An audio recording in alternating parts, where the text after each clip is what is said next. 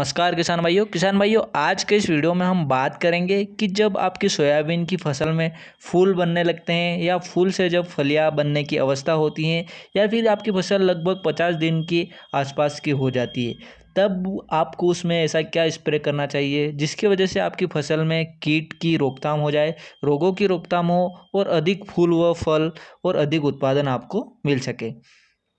और साथ ही जो फफूंद जनित रोग हैं उनसे सुरक्षा मिल सके और इल्लियों से भी आपको छुटकारा मिल सके।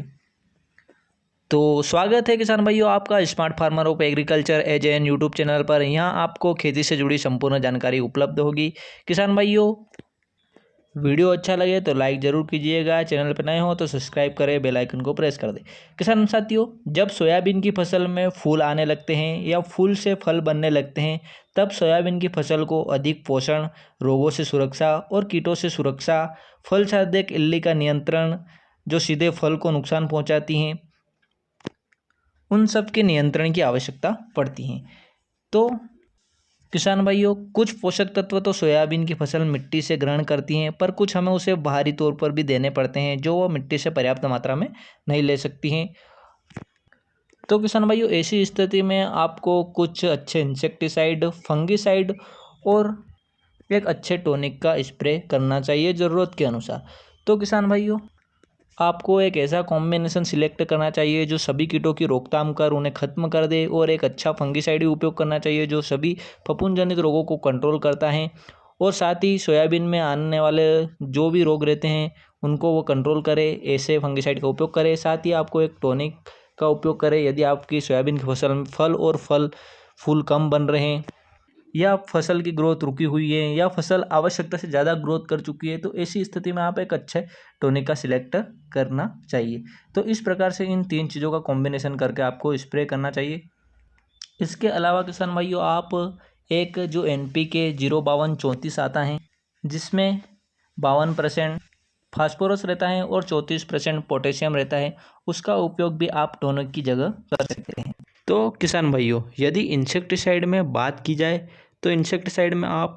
जो सोमनाथ कंपनी का सिक्सर इंसेक्टिसाइड आता है जिसका टेक्निकल फिप्रोनिल 5% HC फॉर्म में होता है, उसको आप ले सकते हैं, जिसका डोज आपको लगभग 30 से 40 ml प्रति 15 लीटर वाटर के अकॉर्डिंग रखना है। या फिर किसान भाइयों, आप सिजेंटा का एम्प्लीगो ले सकते हैं जिसमें क्लोरेंट्रानिलिप्रोल और लेम्डासाइलोथ्रिन होता है, जिसका डोज आपको 10 ml प्रति 15 लीटर पानी के अकॉर्डिंग रखना है। या फिर किसान भाइयों, आप FMC का जो कोराजन आता है जिसका टेक्निकल क्लोरेंट्रानिलिप्रोल 18.5% SC फॉर्म में होता है, उसको भी आप ले सकते हैं, जिसका डोज आपको 10 ml प्रति 25 लीटर पानी के अकॉर्डिंग रखना है। या फिर किसान भाइयों, आप जो इमामेक्टिन बेंजोएट 5% HG में आता है उसको भी 8 ग्राम प्रति 15 लीटर पानी के अकॉर्डिंग या फिर 80 ग्राम प्रति 200 लीटर पानी में मिलाकर प्रति एकड़ का छिड़काव कर सकते हैं। तो इन चारों में से आप कोई सा भी एक अच्छा इंसेक्टिसाइड ले सकते हैं। चारों में से कोई सा भी एक इंसेक्टिसाइड आपको लेना है। इसके अलावा किसान भाइयों, आप फंगिसाइड में बात की जाए तो आप जो सुमिटोमो कंपनी का हारू फंगिसाइड आता है जिसका technical tebuconazole 10% plus sulphur 65% WG form में होता है, उसको ले सकते हैं, जो कि आपको मार्केट में स्वाधीन नाम से भी मिल जाएगा किसान भाइयों, जिसका डोज आपको लगभग 50 ग्राम प्रति 15 लीटर पानी के अकॉर्डिंग रखना है। उसके अलावा किसान भाइयों, जो BSF कंपनी का केवरियोटॉप आता है जिसका टेक्निकल मेटीराम 55% प्लस पायराक्लोस्ट्रोबिन 5% WG फॉर्म में होता है, उसको आप ले सकते हैं, जिसका डोज किसान भाइयों आपको 2 ग्राम प्रति लीटर पानी के अकॉर्डिंग रखना है, यानी 30 ग्राम प्रति 15 लीटर पानी के अकॉर्डिंग रखकर स्प्रे करना है। तो किसान भाइयों, इसके अलावा आप जो कार्बेंडिजम प्लस मैनकोजेब आता है उसको भी आप ले सकते हैं, जिसको भी आपको 2 ग्राम प्रति लीटर पानी के अकॉर्डिंग रखकर स्प्रे करना है। तो इन तीनों फंगिसाइड में से आप कोई सा भी एक फंगिसाइड ले सकते हैं।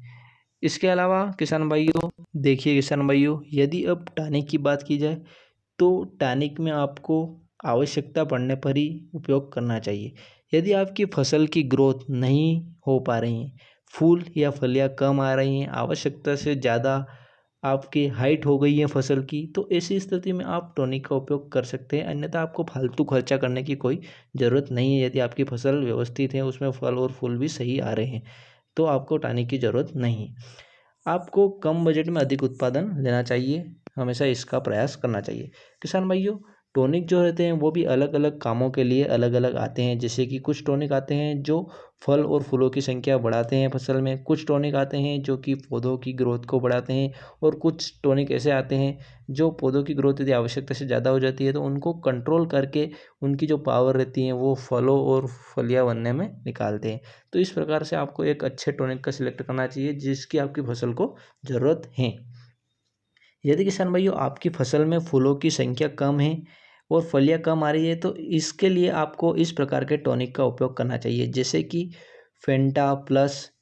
के नाम से जो टॉनिक आता है, या फिर आपको टाटा बहार लेना चाहिए, या फिर आपको मैक्रियाना लेना चाहिए, या CF10, या फिर इसाबियन नाम से जो टॉनिक आता है उसको आपको लेना चाहिए, या फिर जो एम्बिशन नाम से टॉनिक आता है उसको भी आप ले सकते हैं। यह जो टॉनिक है यह आपकी फसल में फूलों या फलों की संख्या को बढ़ाते हैं। अब किसान भाइयों यदि आपके पौधों का विकास करवाना है, पौधों का विकास रुका हुआ है, तो ऐसी स्थिति में आपको कुछ इस प्रकार के टॉनिक लेना चाहिए, जैसे कि सागरिका टॉनिक आता है उसको लेना चाहिए, या फिर आप पोषक सुपर को ले सकते हैं, आप बायोविटा को ले सकते हैं, आप धनजाइम गोल्ड को ले सकते हैं, आप एंटोनिक टॉनिक को ले सकते हैं, या फिर आप सुपर सोनाटो के नाम से जो टॉनिक आता है उसको भी आप ले सकते हैं। तो यह जो टॉनिक है यह आपकी पौधों का विकास बढ़ाता है, यानी यह प्लांट के ग्रोथ को बढ़ाता है। अब किसान भाइयों इसके अलावा जब फसल की हाइट आवश्यकता से ज़्यादा हो जाती है, फसल की ग्रोथ आवश्यकता से ज़्यादा होने लग जाती है जिसकी वजह से फल या फलियाँ कम आती है, तो ऐसी स्थिति में ग्रोथ को कंट्रोल करने के लिए जो प्लांट ग्रोथ रेगुलेटर आते हैं उनको आपको उपयोग करना चाहिए, जो अनचाही वृद्धि को रोकते हैं। तो उसके लिए आपको लिहोसिन जो आता है टॉनिक उसका स्प्रे कर सकते हैं, आप चमत्कार का उपयोग कर सकते हैं, आप ताबोली का उपयोग कर सकते हैं सुमिटोमो कंपनी का, या फिर आप एस्रिल टॉनिक का उपयोग कर सकते हैं। तो किसान भाइयों इस प्रकार से आप एक उपयुक्त टॉनिक का सिलेक्शन कर सकते हैं और अपनी फसल को एक इंसेक्टिसाइड, एक अच्छा फंगिसाइड और एक अच्छा टॉनिक जो उपयुक्त हो उसको मिलाकर आप स्प्रे कर सकते हैं जब फूल से फल बनने की अवस्था हो या फूल आने की अवस्था होती है। तो इसी स्थिति में यदि आप इसका स्प्रे करते हैं तो आपकी फसल में काफ़ी अच्छा उत्पादन मिलेगा, आपकी फसल रोग से सुरक्षित रहेगी, और साथ ही आपकी फसल में सभी प्रकार के कीटों का नियंत्रण हो जाएगा, फल छेदक इल्ली का भी नियंत्रण हो जाएगा। अब किसान भाइयों यदि आपकी फसल में फूल फल कम आ रहे हैं, यदि आपकी फसल में आप फूलों को बढ़ाना चाहते हैं